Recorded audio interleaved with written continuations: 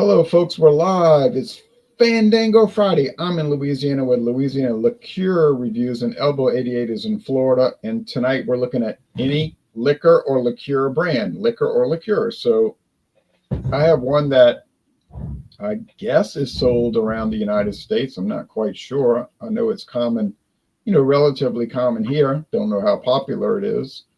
Probably not that popular, but it's Curveball. All right. Sweet, smoky, original barbecue whiskey. It's a peculiar product. It's hard to find any good information on it. Throw it back. That's kind of goes along with the Chicago Cubs theme, where they throw home run back to the field. But this was introduced not too long ago, and it's literally a whiskey liqueur that's designed to taste like barbecue sauce or barbecue product. 34% alcohol. Yeah, and tonight, let's see, I was sampling some Mexico spirits a couple weeks back, and then I went to Tennessee for Jack Daniels. So now I'm out at the islands, the U.S. Virgin Islands, specifically St. Croix, a product of St. Croix.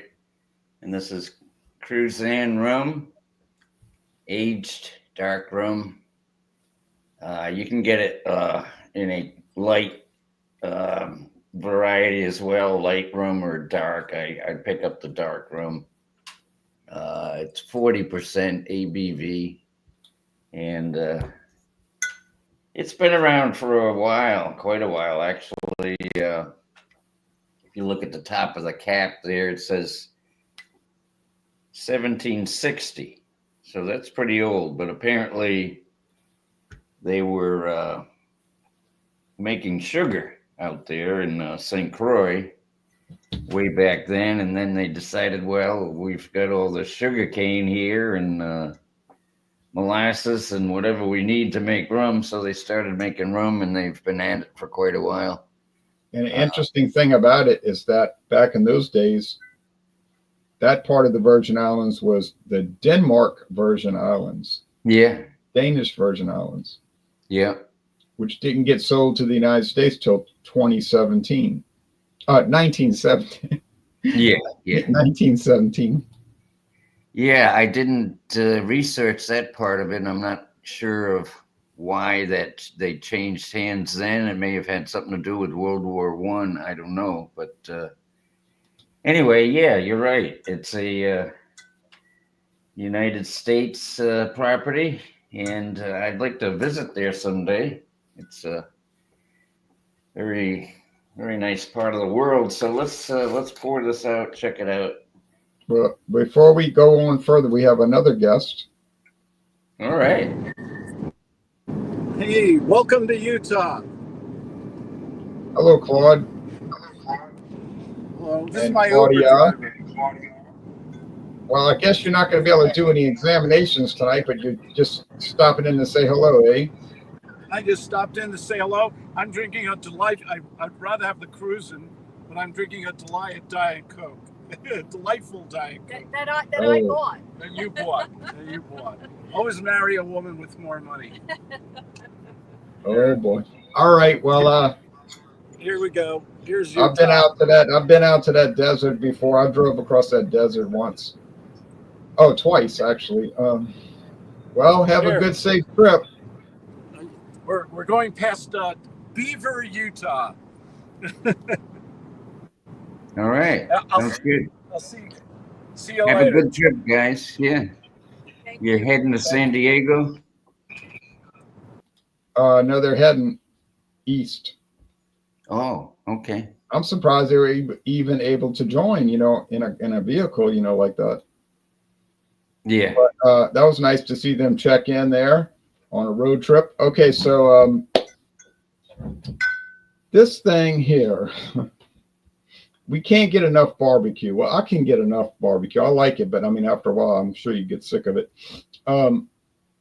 In fact, I have some barbecued steak that I have to finish tomorrow that I barbecued outside. So this is the original barbecue whiskey. Whiskey with natural flavors and caramel color. So, of course, it wouldn't be this dark if they didn't have the coloring added. We know the routine. And the thing about rum, according to the regulations, they're allowed to add caramel coloring and they don't have to put it on the label. So you never know if it's really that dark or if they're sprucing it up. Yeah. But guess it doesn't matter. I'm guessing they're sprucing this up a bit. It's I would also like to go to the Virgin Islands. There's two sets. There's the British Virgin Islands and the American U.S. Virgin. But I've been to neither. I went to Puerto Rico earlier this year. That was an interesting territory to visit. Yeah, cool. So here it is. It's tan because of caramel color. And I guess I'll show the website. And let's see, do the screen share. Probably have some more people joining as time goes on. Let's see.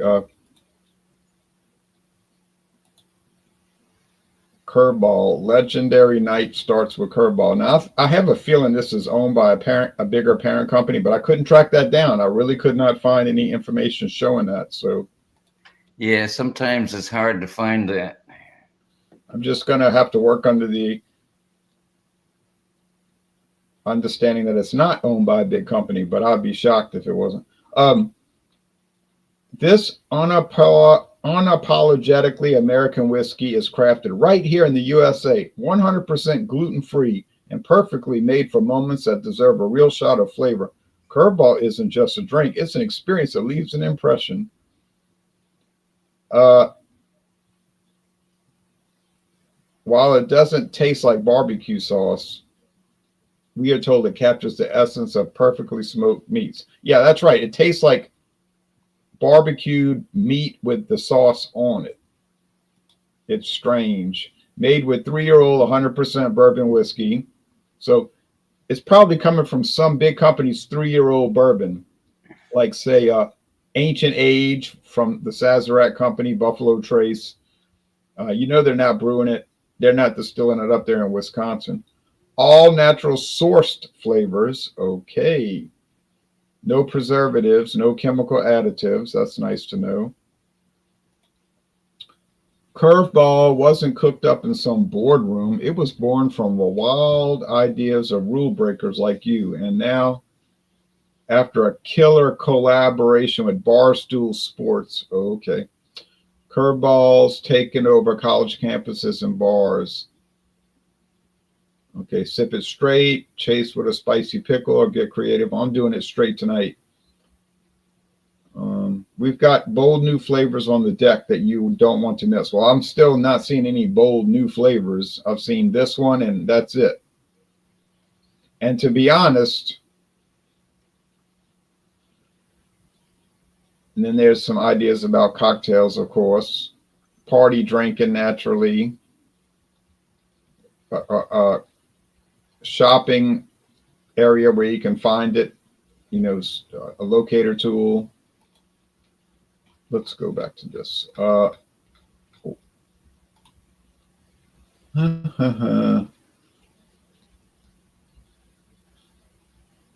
they're focusing on pickles. I guess people have pickles with barbecue. And isn't that Chicago in the background? I don't know. Yeah, I think, yeah. Looks like the John Hancock building there. But the throw it back thing, that's interesting if it's associated with a baseball phrase. Cubs. Yeah, the Cubs. And now they're showing Chicago. Yeah, it kind of makes sense. Maybe it's probably affiliated with some Illinois something. Yeah. But I'm not going to stress over it. I'm not going to worry because if they did hide it, they did a good job of hiding it, because I'm pretty meticulous about tracking down who owns stuff. And golly, I could not find out. And I did trademark research and it's driving me nuts, But here's the reason I think this product is probably not really that successful. It came out the gate running about $20 a bottle. Okay. You saw the website with all the big flashy push, push, push. But about a month ago, 2 months ago, a local store had it for $9.99. Now, if Yeah, it's that's a quite a hot, discount. yeah, if it's a super hot item, it's not going to be sold for $9.99. And they don't have any of it in stock now that I could tell. Maybe I overlooked it. So those are all telltale signs of decline, in my opinion. In my opinion. Okay, now here's a product you have that's not in decline. It's like a standby product for the last 200 years. Yeah, yeah, really. And like you, I was wondering if this was owned by a bigger company, and I did finally find out that Right. it's owned by Jim Beam. But it's been through a few different owners. They started out. There's a family name called Nelthrop, and that name is on the bottle as the master distiller there. So that family has been in charge of the brand out there in St. Croix for many years. Yeah, And over 200. yeah, yeah. And then anyway, according to my information here, it says it was sold. The company was sold to like Shenley in 1988, Yeah. and then 1993 was Todd Hunter. Not too familiar with them. And then finally, in 2008, it was acquired by Jim Beam. So it's a Jim Beam product, and I noticed where they even said it's distilled in St. Croix, but then they send it to Jim Beam to be flavored and I assume bottled up there. And so, it's a whole partnership type thing. But Yeah, anyway, apparently the family still controls the production of it. yeah, I believe so, because that name is still on the label. And like I say, that name has been there for years. So, Nelthrom. But they went from sugarcane business and making sugar, and make some rum, and of course Bacardi is the big guy as far as rum goes. But these guys you usually can find Cruzan, right next to Bacardi. Yeah, it's everywhere, everywhere. Well, here's the website I brought up. So Yeah, there you go. Island favorites. Yeah. Yeah, the aged dark rum. They don't specify on the bottle, but I found on the website where they age it 2 years. So it says 2 to 4 years. yeah, okay. So In charred oak casks to deliver a smooth, medium-bodied aromatic taste. Well, I'm thinking charred oak. If they're in affiliation with Jim Beam now, that would be a perfect place to get charred oak casks, right?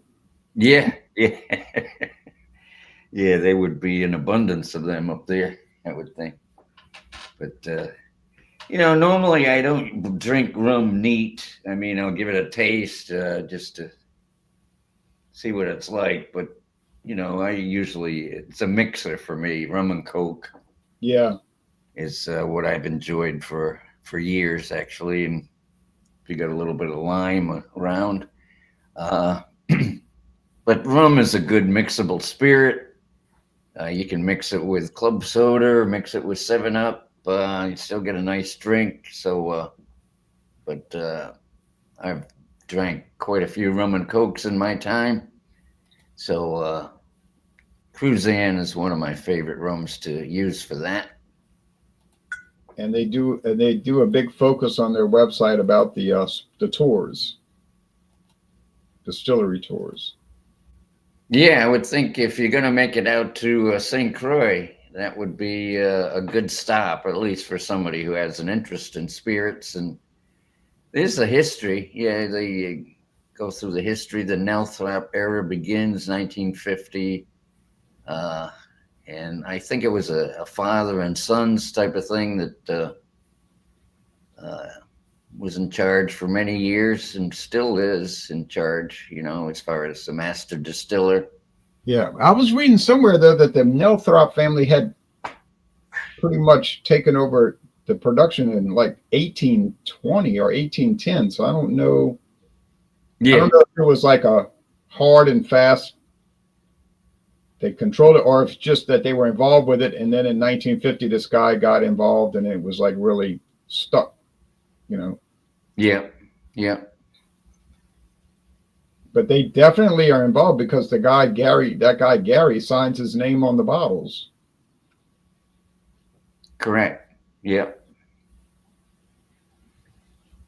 So I think that's good, if you have a family that's overseeing the brand, and this, they would kind of take good care of what they're putting out since their name is on it, I would assume. So, like I say, it's been a go-to rum for me over the years, either Cruzan or Bacardi. There's plenty of other specialty rums that I've tasted as well.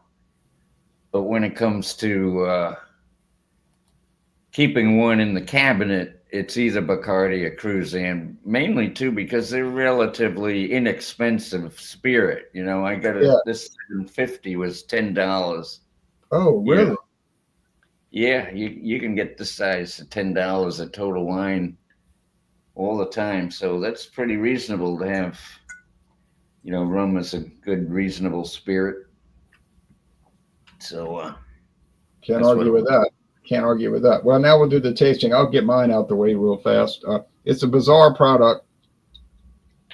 Like I say, if I go in 6 months and never see it again, I wouldn't be shocked, because a lot of these, if you want to call them gimmick products, they tend to be like that, be like a big push and everybody's, I gotta try it, you gotta try it. And then the next thing you know, it's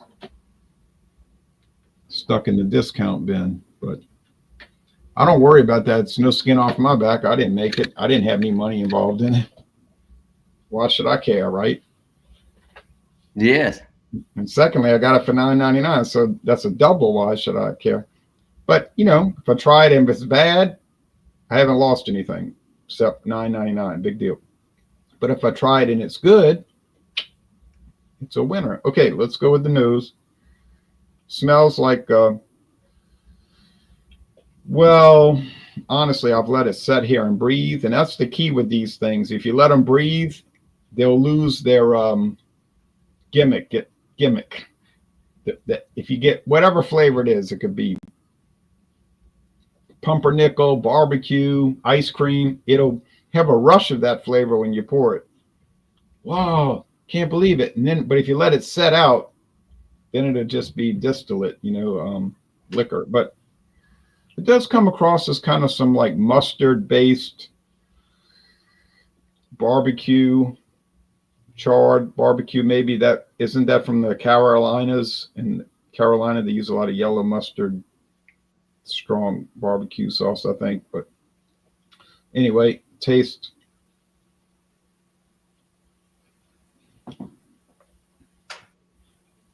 My father used to like to put a lot of mustard in barbecue sauce. He doesn't really barbecue anymore, so yeah, you have not really a whiskey flavor. That might be underneath a 3-year aged bourbon, basic bourbon. You get the barbecue. It tastes like some burnt skin of pork skin. It tastes like the grease, like if you had grease from barbecue, drippings, and the sauce, and even the meat. So it's a bizarre product. It's hard to explain it, but I'm sure most people watching have had barbecue. And how they got the grease in it, I don't know. The body's medium, light to medium, finishes mostly dry. It's not too sweet in the finish. Well, I guess you could tolerate this about once a week. I'm sure most people wouldn't make a habit of drinking it. It's probably the kind of thing you'd bring to a barbecue and say to everybody, y'all want to try something crazy? And then everybody would sit around trying it and give comments on it. And then you'd put it away and nobody would think about it again. You know, that kind of thing. A party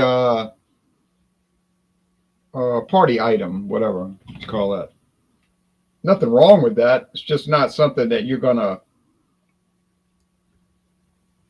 put a big emphasis on over the years.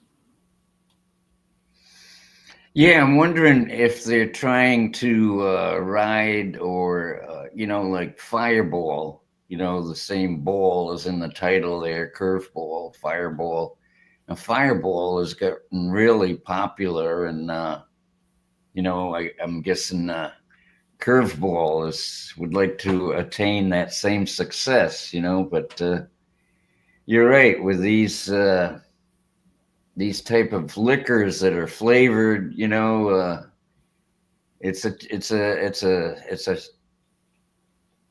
just a chance. You could try it and like it and go buy it again, or you could try it and say, nah, not for me. But, yeah. Oh, actually, what you're saying is making a lot of sense, because Fireball, and now you're doing something different. So you're throwing a curveball.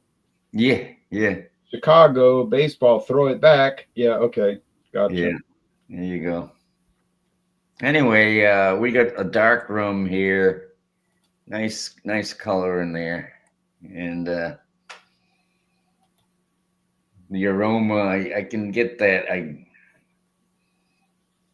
I know what rum smells like. So if I'm just telling you it smells like rum, it's not really describing much, but that's what's there.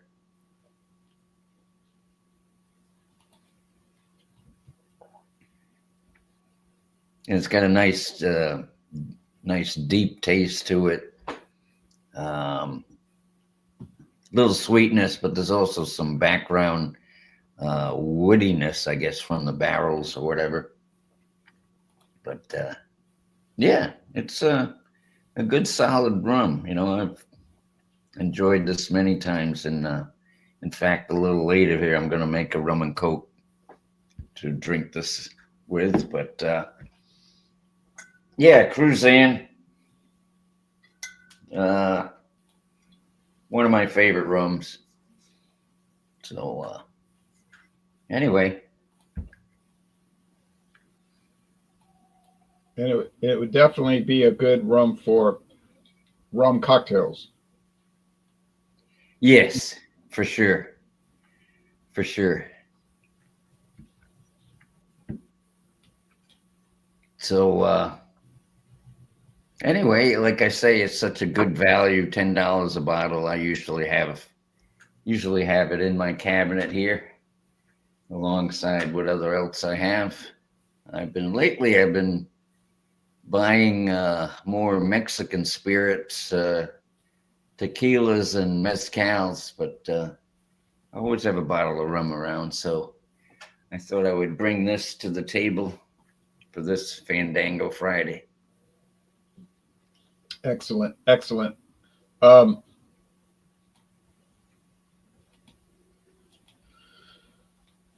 I was thinking about my friend David. He usually joins on Fridays, but sometimes he'll say, when I get home from work, I'm going to lay down and take a little nap. But I think he might have laid down to take a little nap. You might say for 10 minutes and then you wake up and it's 9 o'clock at night.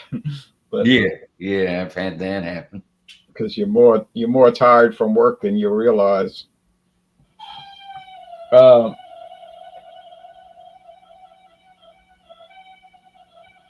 hear that? Yeah, what is that? That's a refrigerator that's been trying to go out of service for 2 years. Oh. But I'm gonna let it do that. It could do that for 10 years because when they get 10 years old, this thing's probably 15 years old. You can't repair. I mean, you could repair it, but it'll cost you more to repair it than the product's worth. Like my father's refrigerator went out about 2 years ago, and the repairman came over and he said, I could fix it. He said, I can repair any refrigerator. He said, but it's going to cost me more to repair it than it's worth. He said, because really nobody would want it because it's old. He said, I would recommend to you to take this hand cart and put it by the street. He said, but it's up to you. But my father said, I'm going to do that. So he just rolled it out to the street. Somebody came and got it. You know, they'll take it for parts. But that thing might do that for 10 years and keep being cool, you know, with the freezer cold. Yeah. So, you know. I know they can make some funny sounds, you know, that's for sure. But as long as things are still cold there, you know, I would keep it going too. You know, eventually you may have to shell out the money for a new one, but until it's dead, you know, keep that one going. Yeah, I don't care. I bought that thing. I didn't even pay a lot for it, really, when I bought it years ago. I didn't pay too much. I just went to Home Depot and I was like, what's the cheapest one they have over here? I was like, okay, I'll buy that. Because I'm not fancy. Like, I don't need a refrigerator with triple complex door openings, and I just put stuff in it to keep it cold. You know, I'm not too fancy on that. Same but anyway, here. same that you're the same way, huh?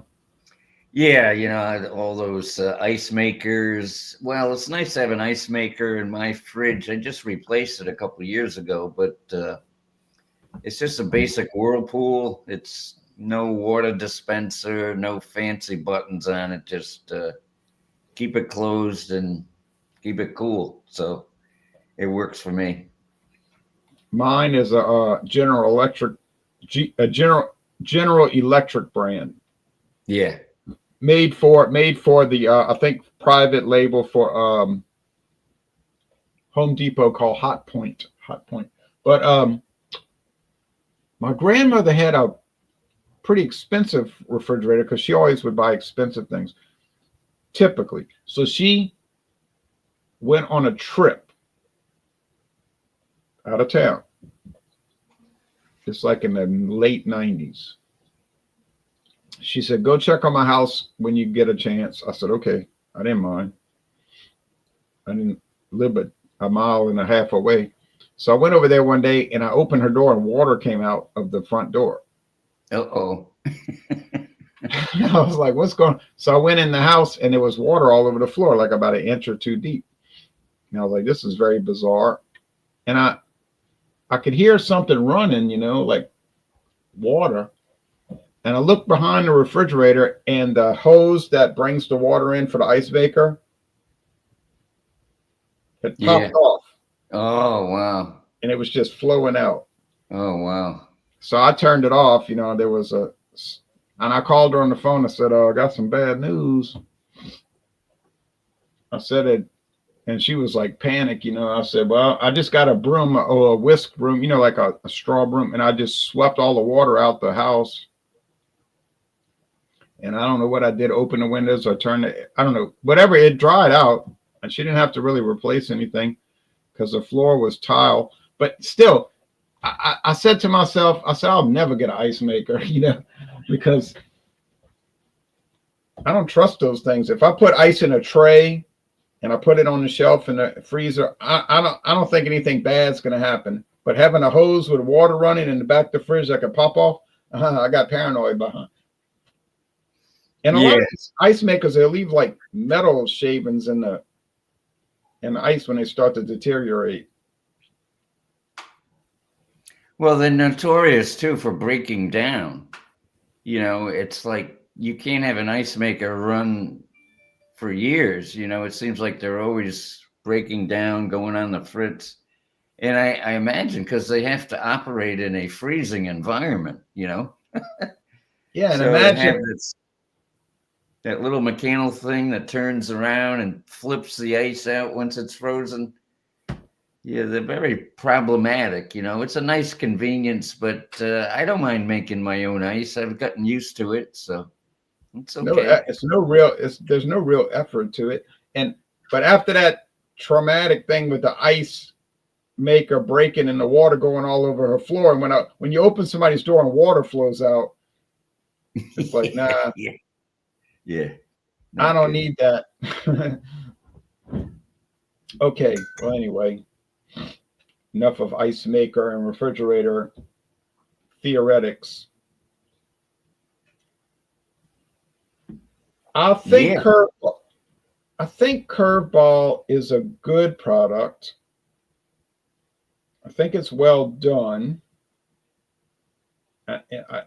Okay, so let's say it's independently owned, which I guess it's independently owned, but that doesn't mean it's independently made because a lot of these independent companies, they don't have facilities. They have an office in Chicago, obviously, but they're going to pay some big time company to produce it. And I'm not saying there's anything unethical or wrong with that. There's not. It's saying that their headquarters is in Pewaukee, Wisconsin, which is probably near Milwaukee. I don't take issue with that. I don't have a problem with that. But so whoever's making it, probably Beam Suntory or Jim Beam or Sazerac or Heaven Hill. Well, it doesn't matter. It tastes fine. Is it a novelty product? Well, it's clearly a novelty product. Should a person take this too seriously? Obviously not. It's sweet and smoky, as it says on the label, and it is sweet and smoky. Do I have a problem with novelty products? If I had a problem with novelty products, I wouldn't have a show called Fandango Friday where we mainly look at a lot of that. Yeah. I mean, they're there, big deal, big deal. That's the way I look at it all the time. Like I did the big dill pickle vodka once. No big deal. I enjoyed it. It tastes good. They stopped making it. No one cried. No one cared. Would I buy this again? I would not buy it again, but it wouldn't be because I don't like it. I just wouldn't buy it again because I wouldn't tend to buy a novelty product repetitively. I think the $19.99 regular price is a fair price. That sounds about right to me. So if you see it for $19.99 and you're a viewer, I'll say buy it. Yeah, assuming you like barbecue and barbecue sauce and all that. I think for $9.99, that was the real benefit. I was so glad I ran across that. Now, how long is it going to take me to go to the end of this? Probably quite a while. There'll probably be a lot of what the hell coming up. Yeah. That little Yeah. whatever you call that feature. Have you mixed it with anything, Ron? Any cocktails or?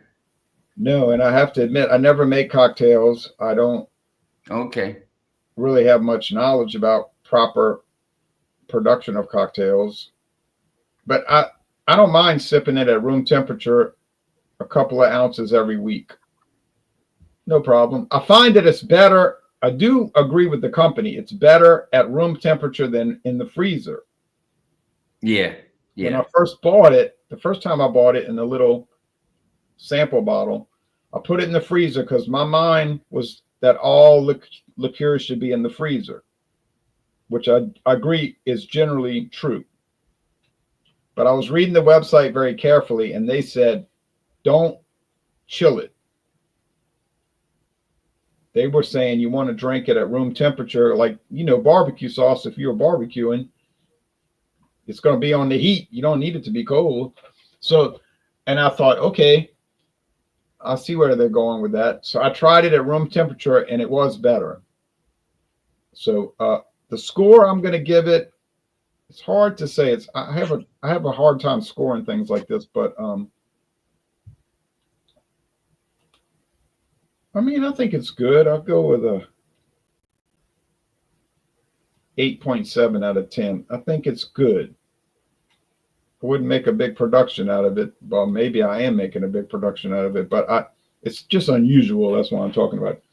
So will you see this in 10 years? Most likely not. You probably won't even see it in 5 years, but it's out now. It's been on the market a few years. Hey, check it out. What the heck? No big deal. Yeah. If you're having might be fun to try if you're having a barbecue outside, just to break out that bottle if you got friends around and see what they think. But anyway, back to the Cruzan rum. This is a fine product. There's John. Cheers, John. And like I say, I've enjoyed this over the years, either Cruzan or Bacardi. To me, they're pretty much interchangeable. They're both good. Yeah. I would give this a 92. I mean, I'll give it an A. It's worth going back to. It's worth being your go-to rum or Bacardi or whatever you like. But even with the low price, $10 for a bottle of 750, it's good stuff. It's a good solid product. I enjoy Yeah. it. And the benefit is you're going to save a good $5 or $6 per bottle versus Bacardi. Yeah. But I don't think you're going to lose much, No. if anything. I was trying to think of that other even cheaper rum, Ron Rico, or there's a few other brands out there that are, even less expensive.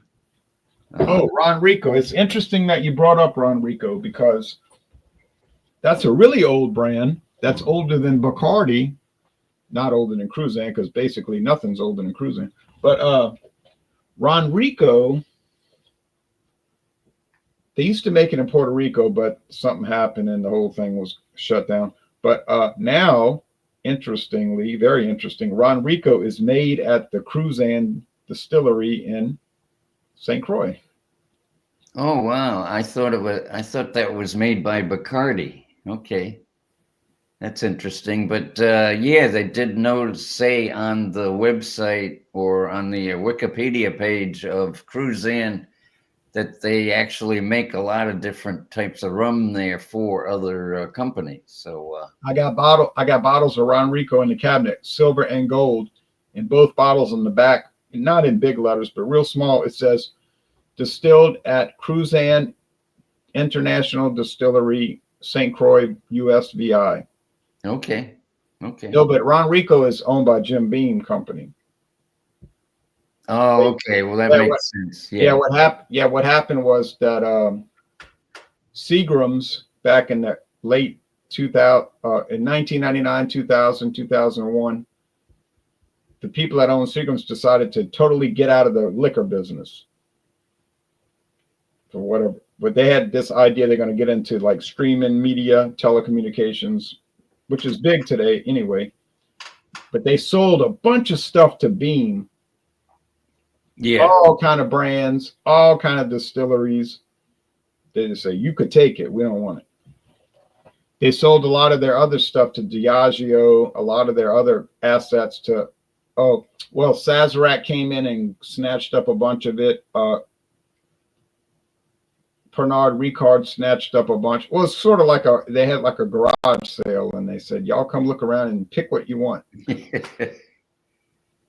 Yeah, it's surprising to me that a company would, make a hard 90-degree turn, 180-degree turn like that, turn its back on its, main source of business revenue, the distillation, and just kind of abandon it. It's kind of strange to me, but I'm sure there were other things going on with the company where they felt like it was a good idea.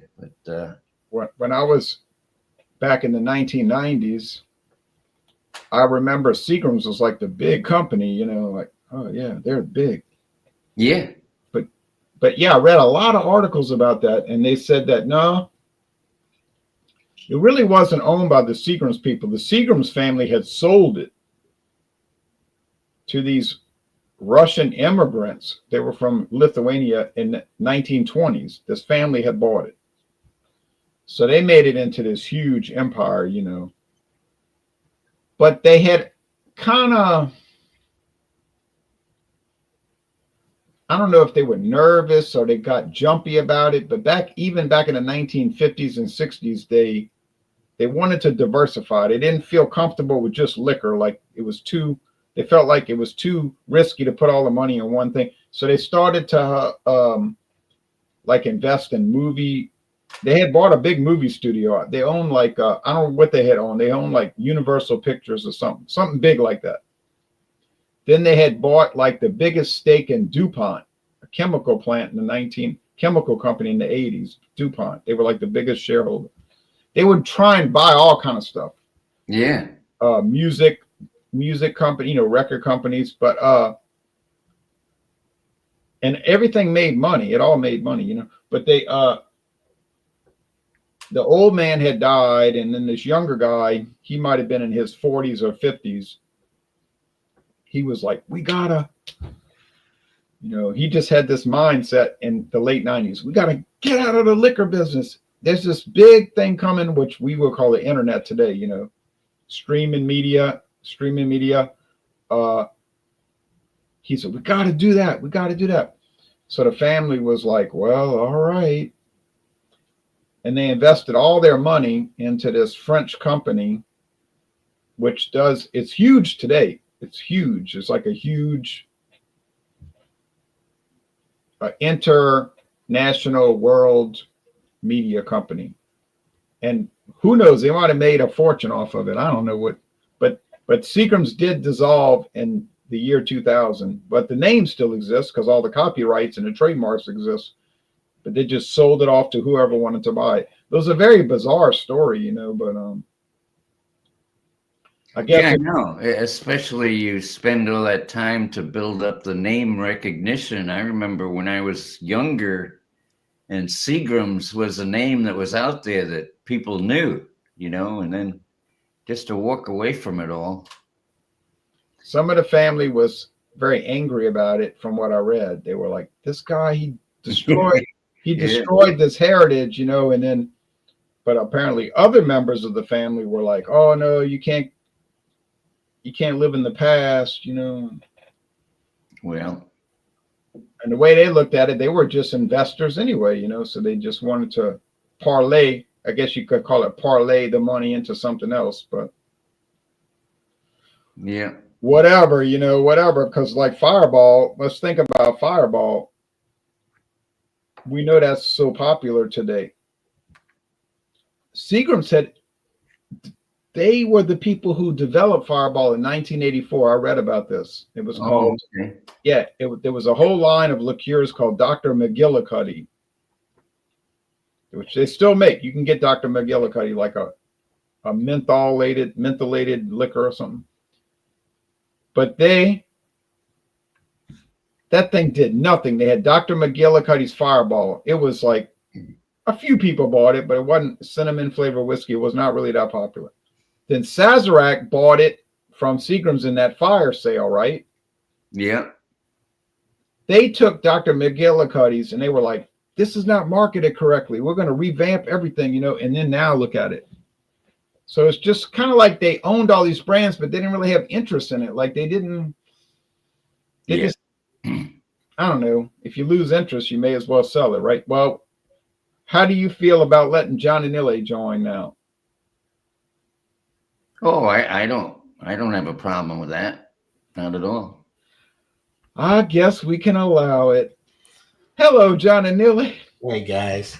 Hey. I know I don't want to, rain on your parade or anything, but I haven't joined one of your live streams in a while. I just wanted to stop in and say hey, and if you have time, I'll do a quick liquor review, but I won't take too much time. Sure. Well, of course, we're open-minded about that. Right. Now, let me do a few of the comments here.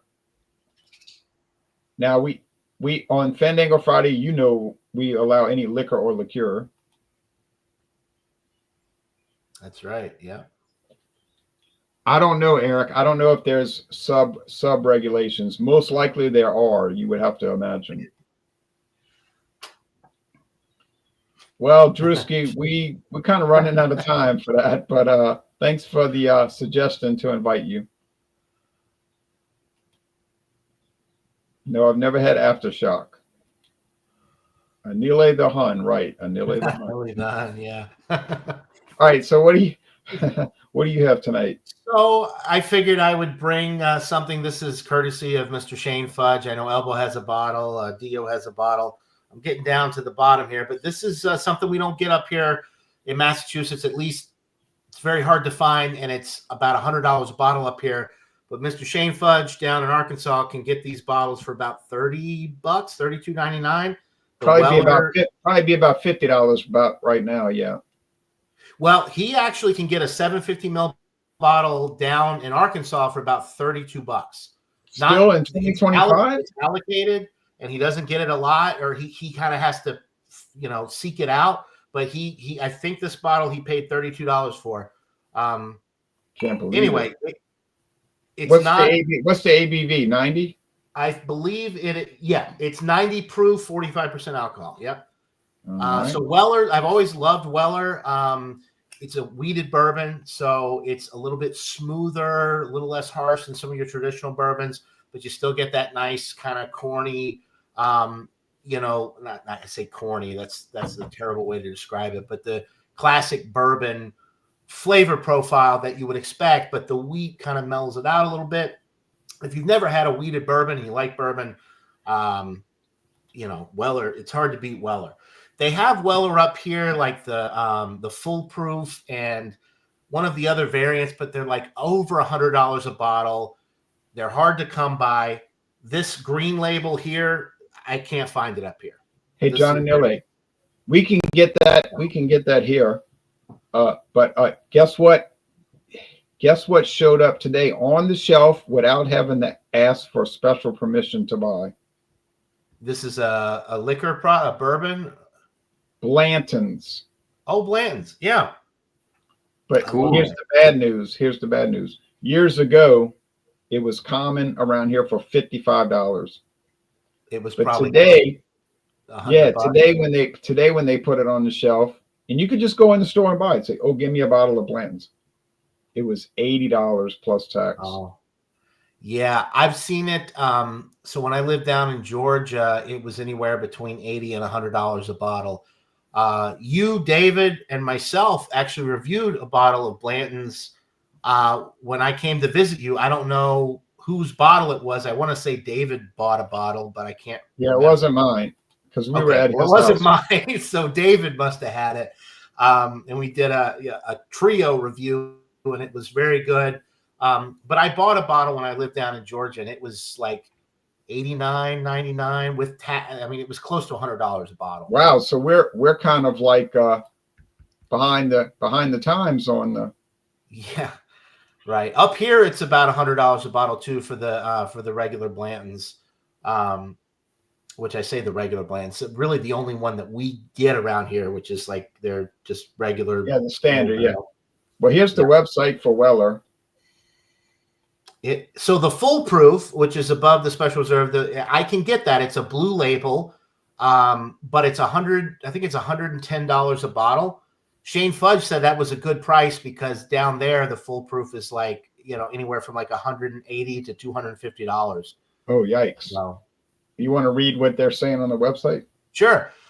So yeah, Kentucky straight bourbon whiskey, right? It is wheated. So the original wheated bourbon whiskey features an exceptionally smooth taste, substituting wheat for rye grain. Bottled at 90 proof, this bourbon stands out with its burnt orange color. Its softer flavor notes make this bourbon great for sipping or making cocktails.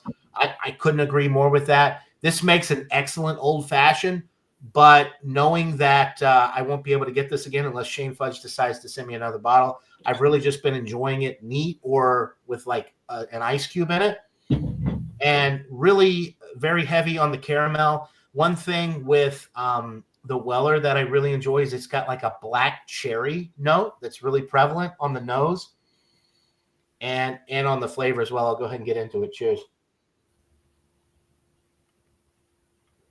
It is so smooth.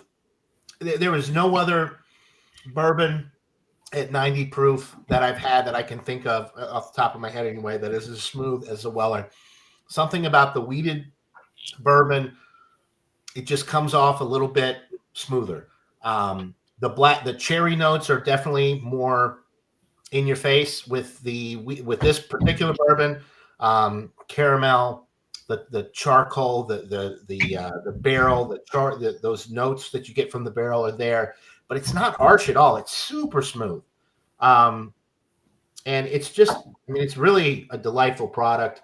If you can get it in your area, I wouldn't pay $100 for this bottle, but like if you can get it for, MSRP, yeah, You get it for what they recommend that you pay for it, which would be like anywhere from like $28 to $35 a bottle, I think. Yeah, look for that. I would definitely get it. But it's a dynamite product. This is one of the best. I can't call it a budget bourbon because we don't get it here, but like if it was available here at the $32.99 price point, I would keep this bourbon on my shelf and it would be a go-to. It's really enjoyable. It's definitely in the A range. I don't need to drag this out. I know you guys have been going for a while, but Yeah. I'd give it like probably numerically, it's definitely an A. I'd probably give it like a 96 or a 97. I really think it's that good. So what's the number? I'll go 97. I Excellent. think it's one of the best. It's one of, if not the best wheated bourbons I've ever had, and I would put it in top 5 bourbons just in general of all time. I know when it shows up around here, people go crazy about it, and when that black label shows up, they really go crazy. Yeah, the black label is it's even better. I think it's like a foolproof or something. So the black label is it's not a foolproof. It's more of like a small batch, I think. The blue label's the foolproof. Blue label is the foolproof, and that's the one that I can get up here, but it's like $100+ a bottle. But I've talked to Mr. Shane Fudge, who does get Weller pretty regularly down in Arkansas, and he says that that is an incredible price because it's a lot more money down there. So maybe I'll splurge for a bottle of the Weller's foolproof at some point and see what all the fuss is about. The black label's the 12-year age. That's right. Oh, so it's just a higher age. Okay. Bet it's good though. So I found something today, which I'm really excited about. I bought a 12-pack. Wait. We're gonna come back to do show and tell. Okay. I didn't know if you did the show and tell or not. No. We're gonna do it now. As far as what's coming up, Sunday, we're planning to do Super Sunday. We did porter and stout porter Sunday, this past Sunday. We do Super Sunday. Anything you want to bring, you can bring coffee. Sometimes Claude will join with just exotic coffee products. It'll be at 10:30 Eastern time. I'm going to bring beer, I'm pretty sure. But next Wednesday, which is what, the 14th, I'm going to bring, it's going to be light beer Wednesday. Any light beer you want to bring, light beer Wednesday. Busch Light, Miller Light, Natural Light, beers that are called light beers. And then next Friday, another Fandango Friday. So bring what you want. I gotta think about that. What am I gonna bring? I don't know. I gotta think about that. As far as show and tell, I found this product and I never heard of it. Believe me, I was not looking for it. I never heard of this. I found it's called Branson Phantom. Oh, all right. And David Garlipe said it looks like I Dream a Genie bottle. Yeah. And it's Phantom BS. There's 3 or 4 different Phantom Branson. There's Branson Phantom. There's Branson VSOP. There's another VSOP, like extra VSOP, which I did see this week. I was scared to look at the price. And then there's a Branson XO, I think. Okay, so it's a brandy then. A brandy. It's a cognac brandy. It was introduced only 6 years ago, 2019. But this runs about $48 to $50 a bottle from what I've been able to find out on internet searches. But I found this at a local store for $11.99. Oh, wow. So you can imagine I bought it. Yeah. And it's really nice. I mean, I poured a little bit here, gold. It's cognac. It's made by a really famous, that I didn't realize, famous cognac company that's been around for a long time called Raymond Regnault. And I thought you were going to say E&J. Well, no, they're in California. But this is out of where? I'm sorry. This is cognac. No, but where they make? Is this product from? Well, all cognac has to be made in France.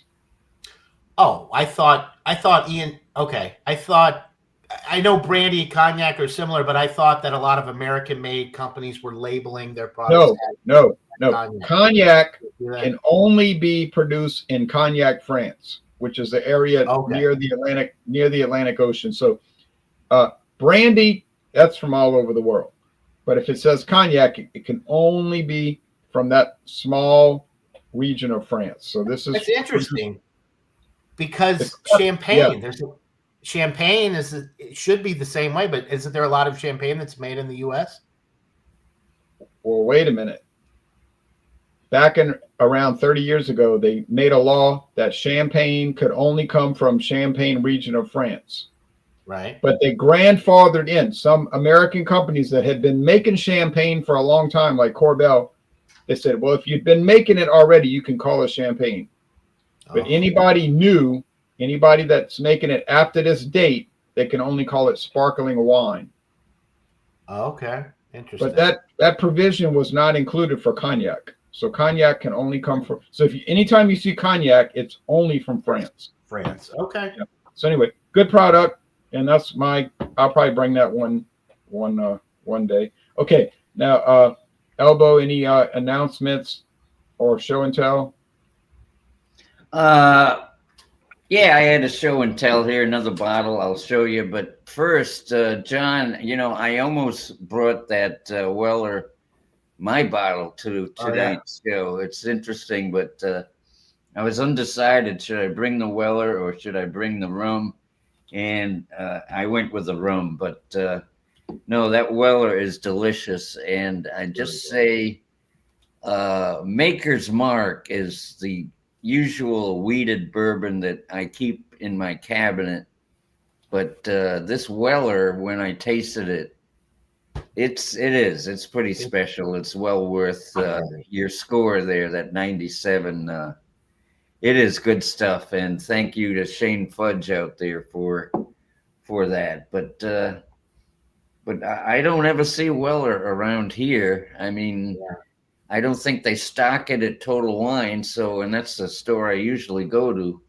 I haven't really searched for it, but just casually, I've hardly ever seen Weller on a shelf anywhere. So I'm quite happy to be able to taste that.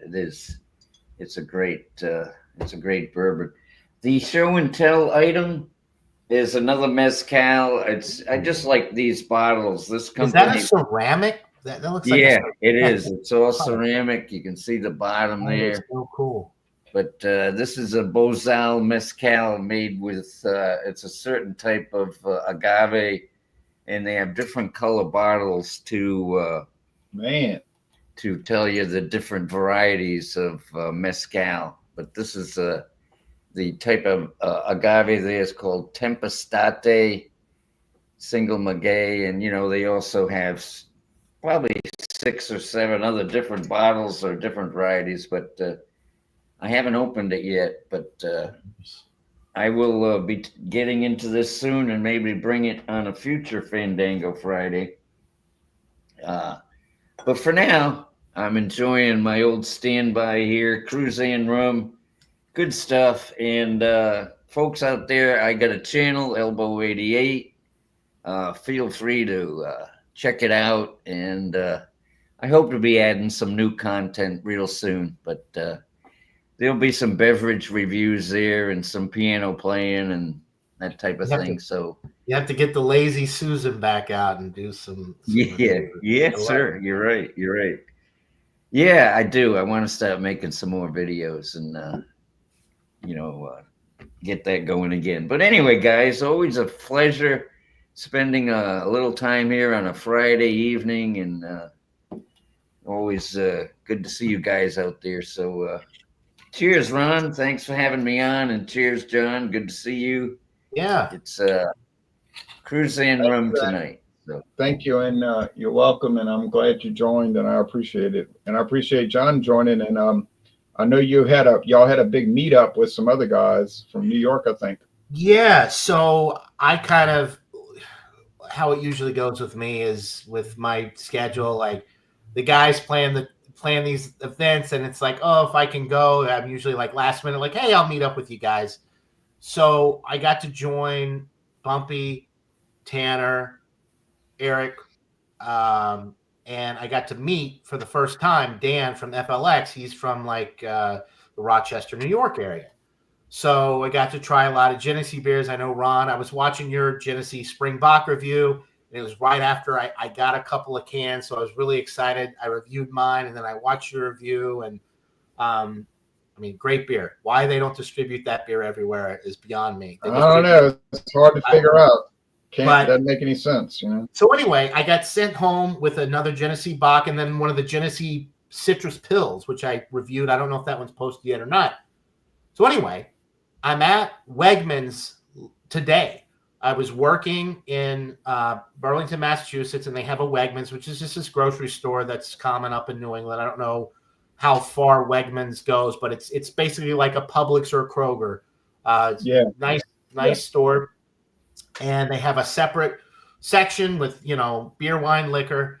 And I walk over just for, you know, just to see what they have on my lunch break today. And they had a huge pallet right by the front of the alcohol section of this right here. Genesee. Oh, look at that. Look at that. Oh, okay. I have never seen any Genesee specialty beers ever, or Genesee really, other than the cream ale in Massachusetts.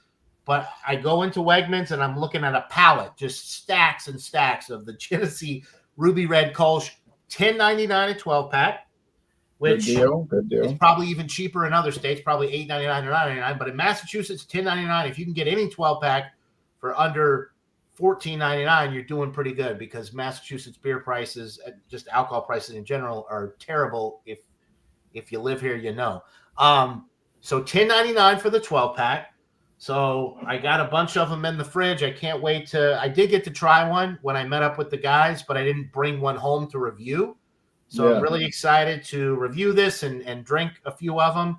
I think it's 4.5%, but it's just a Kolsch beer. Yeah, 4.5%. It says Kolsch style blonde ale with natural flavors, and the flavors ruby red. It's great. It's a grapefruit Kolsch. So anyway, I'm really excited to get into some of the Genesee products. I'm gonna go back and see if I can find the Springbok or ask around about that, because that's really the best specialty beer, in my opinion, that Genesee makes is the Springbok. Oh yeah, that's great. Can't get it. Now Wegmans. I'm thinking about. I went to a Wegmans once, and 9 years ago. That's kind of like Winn-Dixie around here. It's like a Winn-Dixie or a Publix or it's just like your basic grocery store. But the good thing about Wegmans up here is they have, and maybe it's just state by state, depending on where you live, but up here in Massachusetts, they're very strict about alcohol sales. Like, you can't go to a regular grocery store and just walk down an aisle where they have beer and wine. So you have the Wegmans, the regular store, and then there's a separate, it's not completely shut off, but it's a separate section of the store that is exclusively beer, wine, and liquor. Okay. So it's not like down there in Louisiana, you go into Walmart and you're walking, you got your cereal aisle, then you turn a corner and then there's all the liquor and beer and wine. Right. It's a little bit more partitioned, but it's, I mean, it was great. The selection there was great. I also bought a 4-pack of this here, which I've never had. I'm going to try this later tonight. The Founder's Ginger Spice Barrel of the Nice. It's a barrel-aged barley wine. Never even heard of that. It was $18.99 for the 4-pack, which for a 12% bourbon barrel-aged barley wine, I thought was a pretty good deal. Actually, it's 12.8%, and it's from their barrel-aged series. So I got some good stuff at Wegmans, so I'm pretty excited about that. Good deal. I'm more excited about the Genesee, though, because I mean we just don't get Genesee products like that up here. I got some similar Imperial Stout today, similar to what you have, but it's only 10%. I'm easily 10%. Oh my goodness. Yeah, but it's from Texas, and it was $12.99, so I wasn't really upset about that price. What was the brewery that? What was All it? right, I'll show you real fast, but I got to get off the air. But I'll show you real fast. Yeah. Sorry, I'm a bad influence. I'm like, oh, please show me everything. Yeah. I love show. We should do like a whole show where you just show and tell. Like, I got this, I got this, I got this. So this company has been making a big presence in Louisiana the last 2 or 3 years, and it keeps growing. Unlike most craft beer companies, which keep going out of business, this one keeps growing in their presence. And I bought this today. I'm gonna turn off my lamps now because I don't need them, and it makes glare. This is from Martin House Brewing. Wow, that's some wild can art. Yeah, it's a 4-pack. Never before heard of this one. Well, they had one called the Pelican. Pelican was 15% alcohol, but that thing was a knockout. I drank one of those and I didn't know where I was. But this thing is a it's called Ejecto Ceto Cuz. I don't know what that, they must have been on some mushroom. Never heard of such a thing. Probably people that experiment with psychedelic mushrooms and listen to Listen to the Grateful Dead and what's that band with the guy with the eyeglasses, the sunglasses, the oh gosh, Born to Be Wild. Yeah, Steppenwolf. Oh, Steppenwolf. Yeah, Magic Carpet Ride, Born to Be Wild. Yeah, that kind of stuff. It might have been on the Magic Carpet Ride when they came up with these cans, but it's 10% and it's an imperial stout with peanut butter, graham crackers, cinnamon, and lactose. Oh, so it's not barrel aged. It's just an imperial stout. No, it's not barrel aged, but I figured $12.99, 4 cans. Yeah. What the heck, I find that most of the 4-packs of whether it's a double IPA or a imperial stout or whatever, at least up here, I can't speak for all states, but you're looking like anywhere from like $18.99 to $24.99 for a 4-pack of 16-ounce cans. I mean, it's so we're not doing that bad over here. I would say you're doing pretty good overall. Now the Penguin that I bought from that company, the Penguin, that was $15 for a 2-can pack, 12 ounce. But it was, like I said, 15% alcohol. But it was barrel aged 15. That's not terrible. Yeah, it was bourbon barrel aged for I think 18 months. Oh, so you get? I mean, yeah, that's not a bad deal. I would buy that for that price, knowing that they're taking up space to barrel age it for that long. Like, it's costing them money to store the beer, so like you have to pay a little bit more for beers like that, and I'm okay. Yeah. That's fine with me as long as it's good. Oh, it was good, but I mean, some of those things are good, but they're kind of gross at the same time. But like too heavy or too. Yeah, it's like I was doing the follow-up video with it, and I was like, man, this thing is like kind of gross. But I was like, you wouldn't really want to drink it. I mean, it's like amazing, but you really wouldn't want to drink it. And I think that was the purpose of beer, to actually drink it. But right, yeah, well, yeah. That was my whole video. Like, it was good in theory, right? But anyway, and I don't know if that's a good sign if a beer is good in theory. I would like it to be good in actuality, even. But I was so glad to try. I mean, I'm like you, John, and Elba. I'm game. Yeah, I'll try it. What the heck? Like James Bond said, you only live twice. But, yeah. All right. Thanks everybody for watching, and thank you guys for joining. And I'm gonna go take it easy now. Thanks, Ron. Yeah, thanks for letting me join late. Yeah, anytime, brother. All right, y'all take care now. Any last statements? Have a great weekend. Cheers. Happy Mother's Day. Happy Mother's Day to all those mothers.